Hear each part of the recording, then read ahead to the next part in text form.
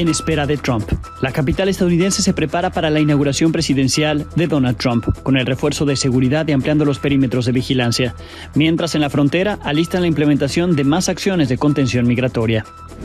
Policías asesinados. En Sinaloa, Morelos y Guanajuato fueron asesinados elementos policiales de la Fiscalía y dependencias de seguridad locales.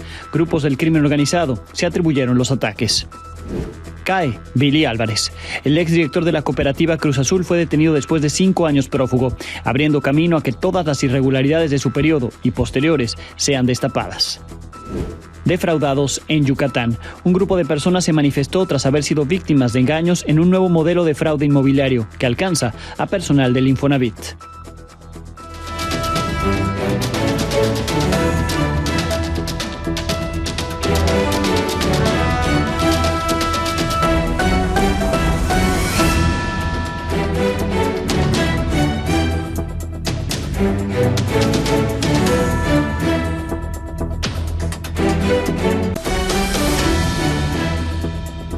De Washington, D.C., antes de ir con la información que desde acá le tenemos preparada, información de última hora, porque el Instituto Nacional de Bellas Artes y Literatura confirmó la muerte del poeta y editor Julio Trujillo. En esta publicación, en su cuenta de X, el Instituto Nacional de Bellas Artes y Literatura lamenta el deceso del poeta y editor. En libros como Una sangre, El perro de Kudelka, Bipolar o Jueves, el escritor articuló una búsqueda por desentrañar lo esencial. En sus versos, dice el Imbal, la observación se erige como herramienta donde lo minúsculo deviene en trascendencia. En 2024 obtuvo el Premio Internacional de Poesía Margarita Hierro. Desde esta cuenta se envía un pésame a familiares y amigos de Julio Trujillo. Descanse en paz. Se había reportado como desaparecido en el Reino Unido y en estos momentos, hace unos minutos, se confirmó ya su deceso por parte del Instituto Nacional de Bellas Artes y Literatura. Le decía que estamos en Washington, estamos iniciando la cobertura especial de Grupo Multimedios sobre el regreso de Donald Trump. Trump regresa. En estos días previos le estaremos transmitiendo lo que se está diciendo ya que en Washington y cómo la capital estadounidense se prepara para el regreso de Donald Trump. Washington, D.C. vuelve a ser el centro de atención del mundo entero ante el regreso de Donald Trump a la presidencia de Estados Unidos. Esta semana, la capital estadounidense comenzó a blindarse a días de la inauguración presidencial, el evento que cada 4 años marca el inicio de una nueva administración. Vallas metálicas, muros de concreto sobre rejas, presencia policial y de elementos federales en los perímetros de los inmuebles que serán escenario de eventos de bienvenida para Trump, principalmente alrededor del Capitolio y la Casa Blanca, pero también en hoteles y sedes de las cenas que en su honor se han organizado. Diversas personalidades y líderes de sectores políticos, sociales, empresariales y tecnológicos le rendirán tributo junto a miembros de su gabinete e invitados especiales, nacionales e internacionales. Uno de los eventos más relevantes ocurrirá el sábado por la noche, donde los hispanos que lo apoyan organizaron una gala en su honor. Entre los organizadores están los mexicanos Eduardo Verástegui y el empresario regiomontano Javier Garza Buffington, CEO de Grupo Gentor. A la cena asistirán personajes clave de la relación México-Estados Unidos, como el presidente del Consejo Coordinador Empresarial, Francisco Cervantes, y el próximo embajador en México, Ron Johnson, entre otros. Esta semana ha recibido homenaje por parte de marcas como Coca-Cola, que le regaló una Diet Coke. Aunque Trump tendrá eventos previos a su investidura presidencial, la ceremonia de lunes es lo más esperado para quienes aquí se han dado cita. Hoteles y departamentos de hospedaje están a su máxima capacidad, ciudadanos de todo el país, muchos invitados por congresistas para acceder al evento y otros que vienen para respaldar desde la calle a Donald Trump, comenzaron a llegar y hacerse presentes en D.C. Algunos de los asistentes VIP ya difundieron las invitaciones que recibieron, que incluyen los retratos oficiales de los próximos presidente y vicepresidente, Donald Trump y J.D. Vance, ambos que jurarán en el cargo el lunes al mediodía. Washington está expectante al regreso de Trump a la Casa Blanca. Las sombras del asalto al Capitolio cometido por sus simpatizantes, las sentencias que lo acreditan como criminal convicto y las decenas de cargos en su contra no le quitan el respaldo casi unánime de su partido ni el de los sectores más poderosos de su país. Sus adversarios políticos quedaron completamente reducidos, lo que le permitirá regresar para volver a ser el hombre más poderoso del planeta por los próximos 4 años. We're going to make our country better than it ever has been. And I said that many people have told me that God spared my life for a reason. And that reason was to save our country and to restore America to greatness. And now we are going to fulfill that mission together. We're going to fulfill that mission. The task before us will not be easy, but I will bring every ounce of energy, spirit, and fight. Con imágenes de Hugo Armando López, para Milenio Noticias desde Washington, D.C., Alejandro Domínguez. Hemos hablado de los desafíos que implicará la llegada de Donald Trump a la Casa Blanca para México, pero poco de las oportunidades. Y una de ellas, enterarnos, o por lo menos que el gobierno de México se entere, cómo se dio la llegada, el traslado, el supuesto secuestro del Mayo Zambada desde Sinaloa hasta la zona de Texas y Nuevo México. Esa entrega, así lo dijo la presidenta Claudia Sheinbaum, lo que solicitarán cuando Trump llegue a la Casa Blanca. Y cuando llegue el presidente Trump, se la vamos a solicitar también. Porque es algo que tienen que aclarar. Y la propia Fiscalía General de la República tiene sus investigaciones. Pero esa información es indispensable que se dé completa. ¿Cuál fue la participación de las agencias? ¿Qué agencias en esta detención? ¿Cómo es que se dio? Todo esto es indispensable conocerlo. Hablando del Mayo Zambada, ayer Proceso publicó una entrevista que le dio el Mayo Zambada, semanas antes de ser trasladado a Estados Unidos, a María Scherer, a la periodista María Scherer, que es hija de Julio Scherer, quien también entrevistó en su momento al Mayo Zambada. Esta entrevista habría ocurrido 15 días antes de que él fuera detenido. En este texto, María narra que Zambada habló poco del narcotráfico, que respondía con evasivas al respecto, le negó estar detrás de la producción de fentanilo, incluso reconoció que los balazos eran peligrosos. En referencia a la política de abrazos no balazos de la Cuarta Transformación, también reconoció que había autoridades o que hay autoridades de los 3 niveles de gobierno coludidos con el narco. Entre lo que llamó la atención de este texto de María Scherer está un cuadro que el Mayo tiene en un altar dedicado a personas que él aprecia. Se trata de una pintura basada en la fotografía que se tomó con Julio Scherer en el 2010, precisamente de la entrevista que le dio y que fue portada de Proceso en ese momento. La presidenta Claudia Sheinbaum también se refirió en la conferencia mañanera a lo que dijo Marco Rubio en su comparecencia en el Senado. Él busca ser el secretario de Estado, está en el proceso para ser ratificado. Anoche le presentaba yo que entre las palabras que decía Marco Rubio hablaba de la cooperación, sí, que los cárteles son peligrosos, que estaba sobre la mesa declararlos organizaciones terroristas y también la posible invasión o que la intervención militar en nuestro país, pero él decía vamos a priorizar la cooperación y así respondió Claudia Sheinbaum. Eso fue muy bueno de su declaración, que buscarían desde el Departamento de Estado la coordinación con el Gobierno de México y eso es justamente lo que nosotros hemos estado planteando. También él en su declaración sobre la posible declaración de grupos asociados al terrorismo, de estos grupos delictivos, de los cárteles, él también dice tiene sus complicaciones. Por la característica como operan. Entonces también estamos obviamente de acuerdo con esto, que no declarar grupo terrorista tiene muchas implicaciones.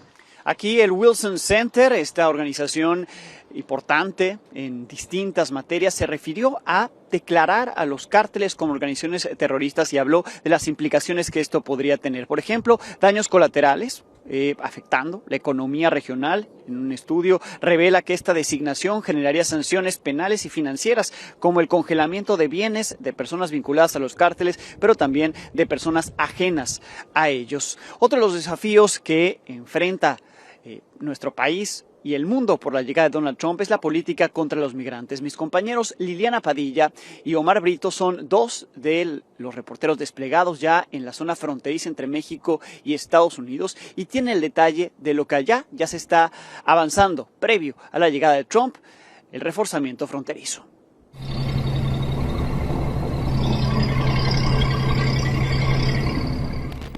Donald Trump aún no asume la presidencia, pero uno de sus grandes aliados, el gobernador de Texas, Greg Abbott, presume que trabajadores siguen instalando paneles para reforzar la frontera, sin descanso, las 24 horas, los 7 días de la semana. Es parte de la llamada Operación Lone Star, que le ha costado a los tejanos $4.500 millones. El próximo lunes, el republicano ocupará la Casa Blanca por segunda vez y podrá cumplir todas las promesas que hizo para frenar el ingreso de drogas y migrantes. En McAllen, distintas fuerzas del orden están a la expectativa. A la patrulla fronteriza se sumó la Guardia Nacional, la Policía Estatal e incluso agentes de Florida que fueron enviados a vigilar el Río Bravo. Pero en El Paso la situación es más relajada. Tienen claro que aunque llega un nuevo presidente, obedecen la ley y no la propaganda. Nosotros seguimos operando día al día. Nuestra prioridad es salvaguardar nuestras fronteras, nuestra seguridad fronteriza. No dependemos de una decisión política, somos apolíticos en la agencia. Aunque el número de cruces ilegales se ha reducido en comparación con el año fiscal anterior, rollos de concertina yacen en el suelo cerca de la valla fronteriza, en espera de ser colocados. En esta parte de Estados Unidos, en El Paso, Texas, continúa el reforzamiento de la frontera por una presunta oleada migrante que podría llegar antes de la toma de posesión de Donald Trump como presidente de Estados Unidos por segunda ocasión. Tienen solo 4 días de aquí al 20 de enero, pero el gobernador de Texas, Greg Abbott, pues continúa la colocación de alambre de púas, no solo a la orilla del río Bravo, no solo arriba del muro que ha construido por muchos años, sino también en la base de este muro. El llamado desde la frontera estadounidense a los migrantes es que no permitan que la desesperación los lleve a arriesgar sus vidas. Es importante remarcar que todos aquellos migrantes no se dejen convencer por los engaños. Hemos visto en una cantidad enorme de veces que un sueño americano fácilmente se puede convertir en una pesadilla al cruzar la frontera de manera ilegal. Desde Texas, con imágenes de Estefanía Vera y Oscar Aro e información de Omar Brito, para Milenio Noticias, Liliana Padilla.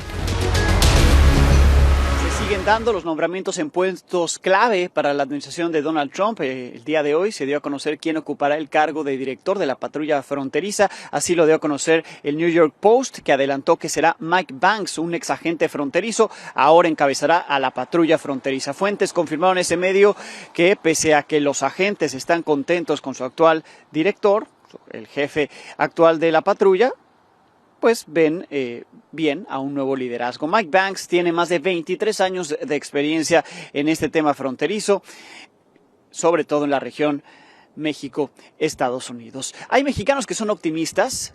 Una pareja en Utah tiene su propio negocio a pesar de ser indocumentados. Dice que como aportan a la economía de Estados Unidos, ellos no tienen temor de ser deportados.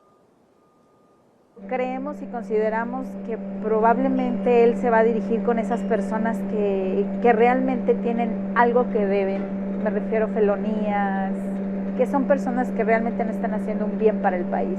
Quiero pensarlo de esa manera, queremos verlo de la manera mejor posible para todos, por lo mismo, porque tenemos un negocio y tenemos familias que dependen de esto. Siento que si uno está haciendo bien las cosas, no tenemos por qué meternos en problemas ni nada. Siento que corremos con la buena suerte de seguir trabajando y pienso que por acá no va a venir a hacer tanto ruido. Y si uno se porta bien, se me hace que ni nos van a voltear a ver. El preocuparse no ayuda de nada. Mejor hay que ocuparse en hacer las cosas bien, no meterse en problemas. Y yo digo que va a ser muy difícil que se nos hagan de todos nosotros.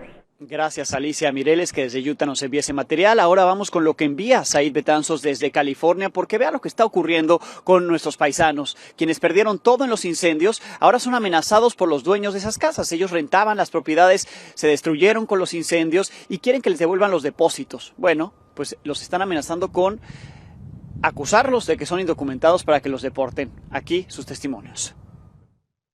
Tengo un compañero donde sí se quemó su casa y se tuvo que salir, y para que él tuviera un lugar permanente tuvo que dar $15,000 al momento con el depósito de primer renta, y ahorita ya está dando $5,000 en pura renta. Teme uno un poco porque pues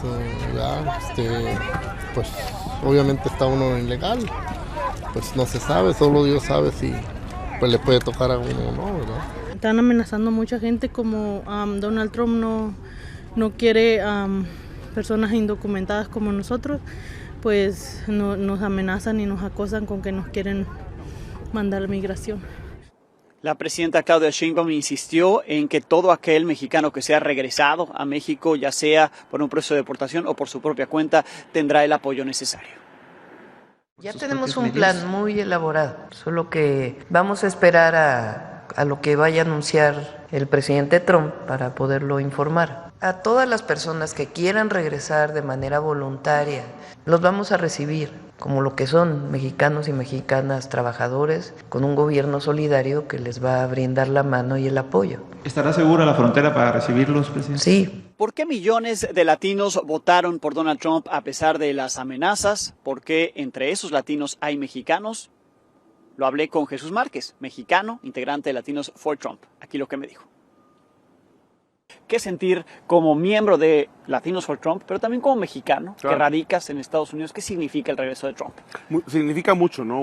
Cambios, no únicamente a nivel nacional, sino que a nivel mundial.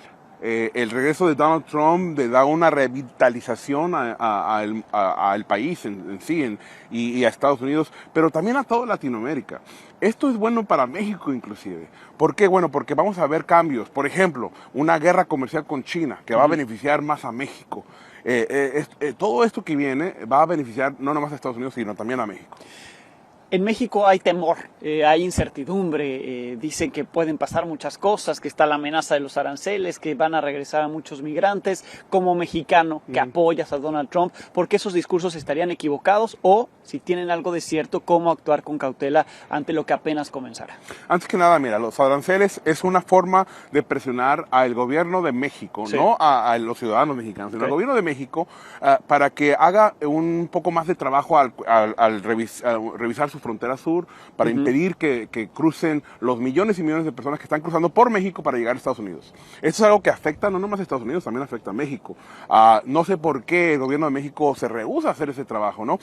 Para cooperar más con México de esa forma. Por otro lado, también sabemos que el fentanilo que viene de China viene a México y después ahí viene para acá, a Estados Unidos. Sí. Y aunque se puede argumentar que hay el consumo, la demanda, etcétera, qué padre dejaría entrar una droga a la casa a su propia casa para que afectara a sus hijos.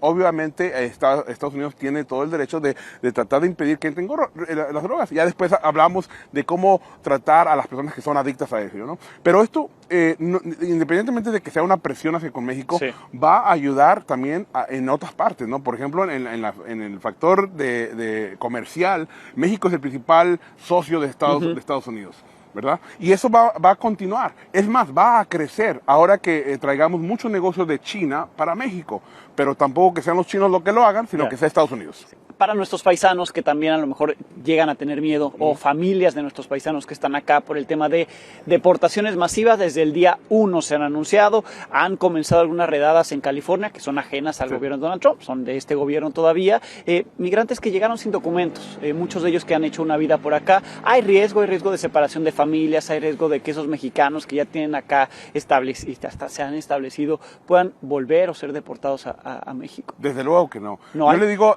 directamente a la cámara, a las personas que nos están escuchando, a los latinos, hispanos de México y de otras partes de Latinoamérica que llegaron aquí hace tiempo y que ya tienen aquí raíces, no van a ir tras de ustedes. Van a ir tras los que, primero que nada, los criminales. Hay reportados aproximadamente 1 millón de personas indocumentadas que están aquí en Estados Unidos que tienen un antecedente penal, que son los primeros que van a sacar.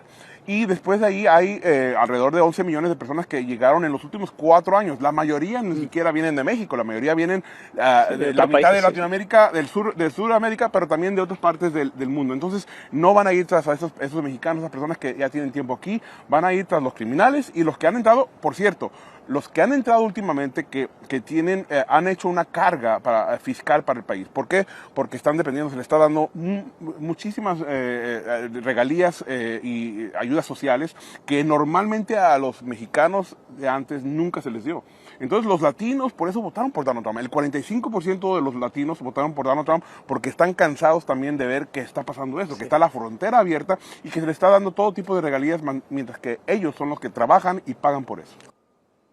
En su informe anual Human Rights Watch, donde habla de los desafíos para los derechos humanos en todo el mundo, hace mención en específico a lo que significa el regreso de Donald Trump a la Casa Blanca para los derechos humanos. Hoy platiqué aquí en Washington con Aida Sawyer, ella es directora de Crisis, Conflicto y Armas en la organización, y esto me dijo en específico sobre el tema Donald Trump. We are very worried about what we'll see with the second Trump administration coming here in the United States. During the first administration, we saw Trump really not defending and seeking to leave global institutions, global treaties, and not defending, promoting international human rights law. We really fear that we might see further backsliding, further erosion. We're also really concerned about potential moves towards mass deportations of immigrants here. En información de México, detenciones importantes allá en Sinaloa. Luego de distintos operativos, labores de inteligencia, autoridades federales detuvieron a 2 integrantes del Cuerpo de Seguridad de los Chapitos en el exclusivo fraccionamiento Interloma Residencial de Culiacán. Ahí se aseguraron 3 camionetas, 2 de ellas blindadas, además de armas largas y bolsas con fentanilo. Supuestamente los detenidos pertenecían a un equipo de sicarios dirigido por Jorge Humberto Figueroa Benítez, alias La Perris o el 27, uno de los hombres más cercanos a los Chapitos y objetivo prioritario del combate en esa región al crimen organizado. También en Sinaloa hoy fue localizado el cuerpo del exagente de la Fiscalía del Estado, Luis Alberto N. Ayer fue secuestrado en Culiacán alrededor de las 9 de la mañana, fue bajado de un vehículo frente al Congreso Estatal, lo asesinaron de varios balazos momentos antes de que los legisladores iniciaran la sesión del día. Más tarde se difundió un video en el que el ex agente es interrogado por hombres desconocidos, aparece esposado y golpeado. Ante este hecho, los diputados de Sinaloa exigieron reforzar las tareas de seguridad, aunque más tarde el gobernador aseguró que todo en Sinaloa está en orden. Sabemos que la situación no es fácil, sabemos que hay un reto mundial en tema de narcoactividad y lo hemos dicho, no es privativo de Sinaloa, pero lamentablemente sí reconocemos la gravedad, no solo de los hechos de la mañana, en general de los hechos que ha vivido Sinaloa en las últimas semanas. ¿Se puede visitar, señor, Sinaloa? ¿Se puede? Por supuesto. En Sinaloa vivimos perfectamente bien, estamos haciendo todas nuestras actividades, los estadios llenos, las escuelas llenas, estamos trabajando perfectamente bien. No solo en Sinaloa están matando a los agentes de seguridad. Le presento ahora lo que ocurrió en Morelos. Esta mañana 2 policías municipales de Cuernavaca fueron asesinadas después de salir de su turno. Las mujeres iban en un automóvil compacto cuando fueron alcanzadas por al menos 2 camionetas desde donde les dispararon. En este ataque también murió una menor, hija de una de las agentes. Sobre el vehículo, los asesinos dejaron un mensaje con una amenaza. Momentos después del ataque, el fiscal del estado, Uriel Carmona, visitó la zona, reveló que las agentes asesinadas habían sido amenazadas previamente. Pensamos que se trata de alguna situación derivada de su trabajo como elementos de la corporación, ¿no?, de la Policía Municipal de Cuernavaca. Ya estamos en contacto con los mandos de Cuernavaca y pues van a empezar ellos a nutrirnos de información respecto de cuál era su cargo, su grado, su forma de participación dentro de la corporación. Sinaloa, Morelos y Guanajuato. Otro asesinato contra un agente de seguridad fue el comisario de la policía de Salamanca, Andrés Ramírez, fue atacado a balazos esta tarde cuando llegaba al fraccionamiento donde vivía. Su cuerpo quedó ahí abandonado en este vehículo blanco en el que se estaba trasladando. Apenas esta mañana Andrés Ramírez estuvo en el evento de aniversario del municipio junto a distintos funcionarios. Más tarde lo mataron. Concluyó el primer congreso sobre desaparecidos allá en Ginebra, Suiza, donde hubo presencia de México. Jennifer Cefo con la crónica.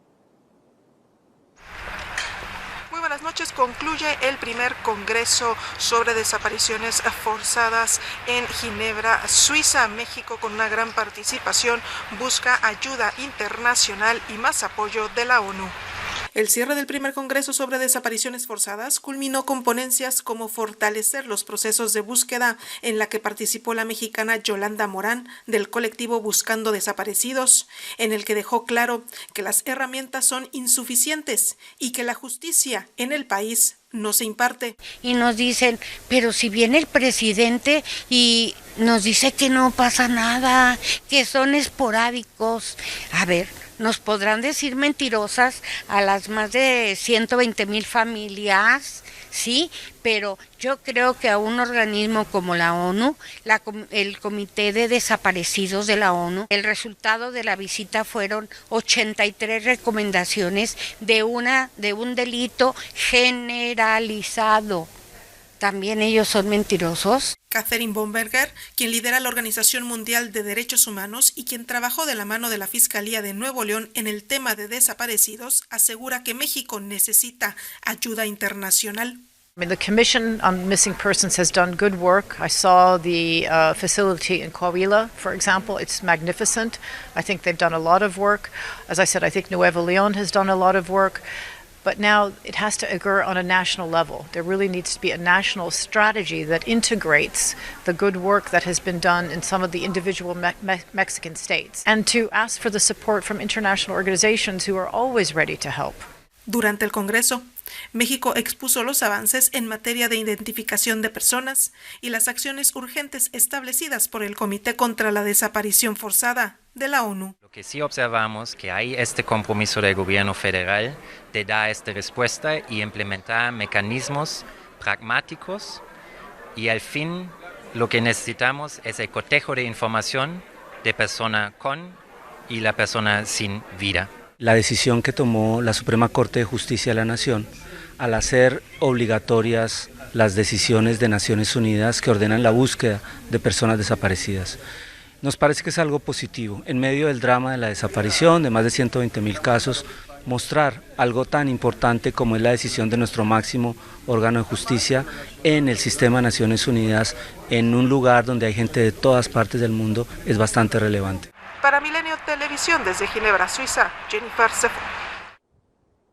Hoy fue detenido Billy Álvarez, el expresidente de la cooperativa Cruz Azul, después de 5 años prófugo. Agentes de la Fiscalía General de la República lo detuvieron alrededor de la 1 de la tarde, después de un operativo al sur de la Ciudad de México. Lo acusan de delincuencia organizada con la finalidad de cometer lavado de dinero. Posteriormente fue puesto a disposición de un juez de control en el penal del Altiplano, en el de máxima seguridad. Al respecto, la cooperativa Cruz Azul reconoció el trabajo de las autoridades tras la detención de Billy Álvarez. Señaló que el hecho refleja el movimiento de transformación que vive el país y sus instituciones de justicia, además de confiar en que se llevará a un buen término el mandato judicial que reiteran en el comunicado, hace justicia a sus socios y trabajadores. Billy Álvarez estuvo casi 5 años prófugo, como le decía. Desde el año 2020 era buscado a nivel federal por delincuencia organizada, lavado de dinero, extorsión. En el Fuero Común por fraude, era buscado por la Interpol también en 196 países. En mayo del 2022 reapareció en un video en redes sociales donde lamentó la situación de la cooperativa, aseguró que volvería a su puesto. Apenas hace unos días, la nueva directiva encabezada por Víctor Velázquez dio a conocer que desde el 1 de febrero ya no pagarán a casi 3,000 trabajadores que no han podido acceder a la planta ubicada en Tula de Allende, en Hidalgo, la cual está tomada por otro grupo de trabajadores, pero ellos son afines a Billy Álvarez. En temas de política, el Consejo General del Instituto Nacional Electoral le daba a conocer anoche que iba a solicitar ya formalmente esos 1,000 millones de pesos para ampliar su presupuesto para la organización del Poder Judicial. 1,500, ese era el total, y hoy lo aprobaron en el Consejo General del INE. ¿Qué fue lo que ocurrió? Ya hicieron esta solicitud formal, una ampliación presupuestal, 1,500 millones de pesos para la elección judicial, lo que permitiría tener más personal e incrementar las casillas de 73,000 a 86,000 casillas. La consejera Carla Humphrey detalló que cada casilla costará 29,000 pesos. Destacó los rubros de mayor costo, que son la contratación de los supervisores y capacitadores electorales, así como de auxiliares para tener el conteo de la elección de ministros la misma noche de la elección. Sin embargo, por la mañana la presidenta dijo que pues no le habían dado cuentas hasta ese momento de para qué se requería ese dinero y que además no alcanzaba con lo que tenían, que lo que tiene la presidenta son 800 millones de pesos, pero que son parte del fideicomiso del Poder Judicial que hasta el momento no se puede utilizar.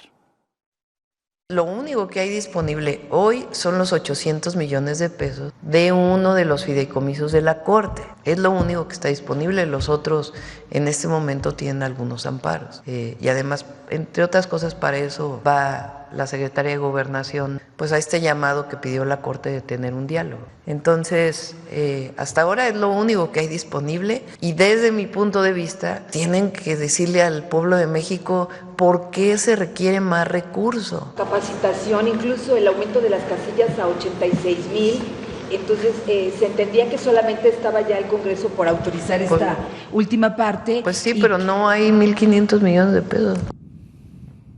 Y justo por este tema del dinero que está en los fideicomisos del Poder Judicial, se reunieron la secretaria de Gobernación, Rosa Isela Rodríguez, la consejera jurídica de Presidencia, Ernestina Godoy, con la ministra presidenta de la Corte, Norma Piña, para saber cómo se podría destrabar las distintas suspensiones judiciales que están vigentes y que impiden a Nacional Financiera transferir los fondos de esos fideicomisos judiciales a la tesorería de la Federación. Otro tema que trataron en la reunión fue la suspensión del proceso de la elección judicial por parte del Comité de Evaluación Judicial, es decir, que no está avanzando en la evaluación de las candidaturas. Además, hablaron de la posibilidad de ampliar el presupuesto para el Poder Judicial Federal. Hay novedades sobre la explosión de ayer en Chimalhuacán, en el Estado de México. Novedades sobre esa explosión que le mostrábamos anoche en las imágenes. Hasta ahora son 2 las personas que murieron por este estallido. El funeral se realizó esta noche. Se trata de los hermanos Brian y Jonathan Hidalgo Marrón. Este último fue encontrado bajo los escombros de una vivienda que colapsó. Además, se reportaron 9 heridos, incluidos 6 menores de edad. Las autoridades municipales informaron que mientras realizan un censo para cuantificar los daños a estas casas que están aledañas a la de la explosión, le darán el apoyo necesario a las familias, mientras ya hay un centro de acopio cerca del lugar. Los vecinos aseguran que habían reportado irregularidades en ese predio y en una gasera cercana que hoy fue clausurada, pero antes no hubo ninguna acción preventiva. Hoy también en Sinaloa hubo un fuerte incendio. Consumió casi en su totalidad el casino Royal Jack y un negocio de trampolines dentro de una plaza comercial del centro de Culiacán. Las primeras investigaciones señalan que el incendio se originó por una chispa de trabajos de soldadura que se estaban haciendo en uno de los negocios. Una persona resultó con quemaduras, 2 más con crisis nerviosas y al menos 3 bomberos intoxicados. Se descartó que tuviera que ver el crimen organizado. La disputa entre Mayos y Chapitos que se vive en esa zona no tendría nada que ver con esto, se debió a esta chispa de la soldadura únicamente. En Yucatán, otro fraude inmobiliario. Hemos documentado aquí los fraudes de Maico Peira en el Estado de México, en la Ciudad de México, pero ahora este es el fraude de los Mañé, ¿sí? Mañosos, y tienen vínculos con funcionarios del Infonavit. Aquí la historia.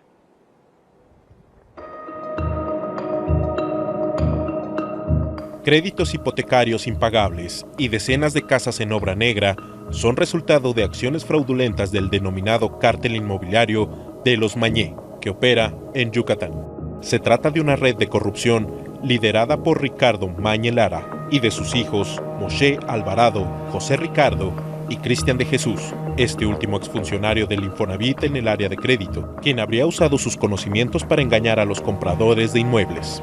En 2021, al menos 346 personas recurrieron al Infonavit para adquirir viviendas ofertadas por la constructora Sucovisa, propiedad de la familia Mañé, en los fraccionamientos de Luna Que, en Unucma, Bosques, en Canacín, así como Solad y Jerusalén Residencial, ubicados en Enuman. Pero las viviendas aún estaban en obra y prometieron entregarlas una vez terminadas, lo que no tardaría más de un año.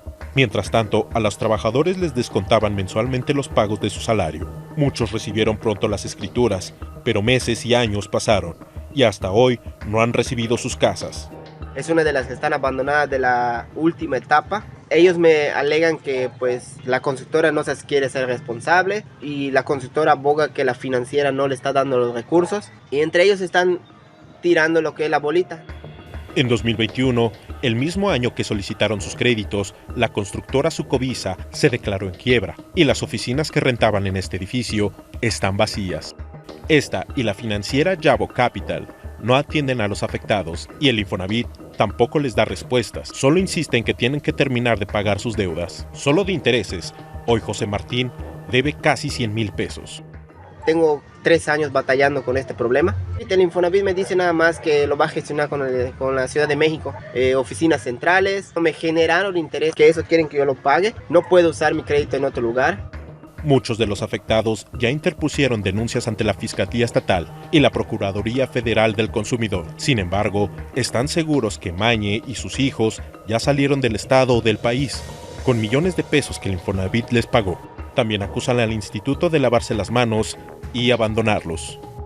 Ya debería yo estar viviendo acá cómodamente con mi familia, tranquilamente, pero pues lamentablemente no, por culpa de los que es la constructora y la financiera e Infonavit, que no me la han entregado. Desde Yucatán, con información de Alejandro Rubalcaba, Milenio Noticias. Hoy las oficinas del Infonavit en el estado fueron clausuradas por algunas de las víctimas defraudadas. Tras no ser escuchados por los responsables de este instituto, los afectados decidieron tomar esta medida, pues aseguran haber sido víctimas de este llamado cártel inmobiliario de los Mañé, dueños de la constructora que, a pesar de cobrarles cantidades considerables de dinero, no les ha entregado sus propiedades.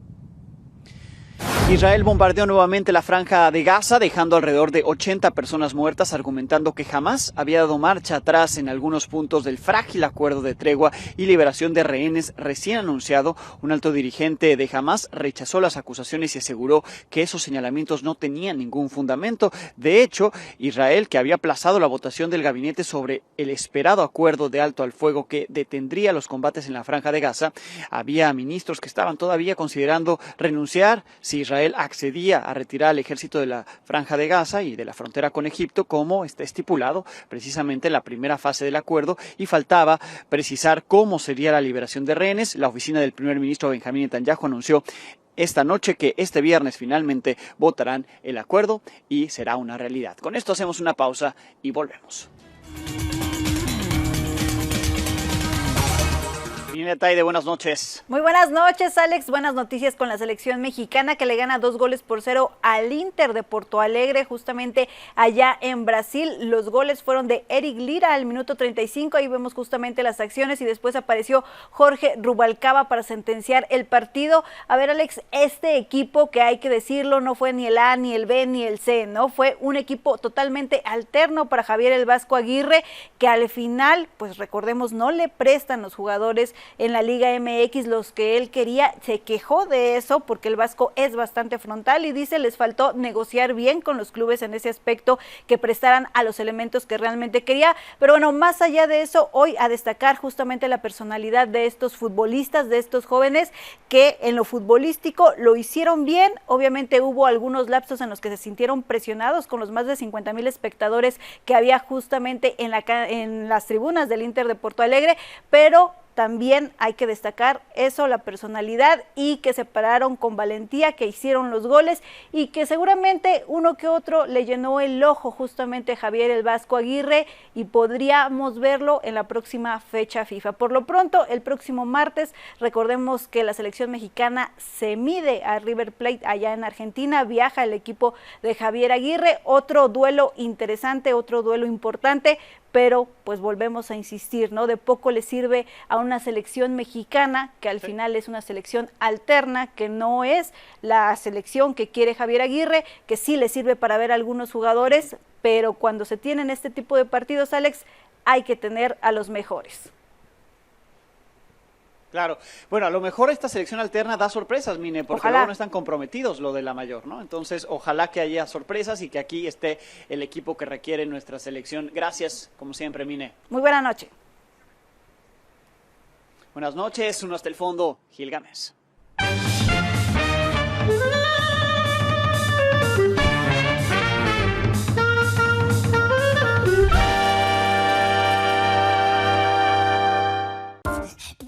Trump toca a la puerta. Gámez aún se siente muy enero y leía la edición en español del New York Times, en especial un ensayo de John R. Bolton, el asesor de seguridad nacional de mayor duración del primer gobierno de Donald Trump y fiscal general adjunto de la División Civil del Departamento de Justicia en el gobierno de Reagan. Bolton terminó renunciando ante las locuras de Trump. Escuchemos o pongamos un par de tabletas efervescentes en medio vaso de agua, dice Gil Gámez. Este lunes, hace 4 años, Donald Trump presionó a Mike Pence para que siguiera una interpretación surrealista del papel constitucional del vicepresidente en el recuento de los votos del colegio electoral. Pence se negó, desatando la furia de Trump por no subordinar los principios filosóficos o constitucionales al servicio de su presidente, mostrando así deslealtad. Así terminó la utilidad de Pence para el mundo de Trump,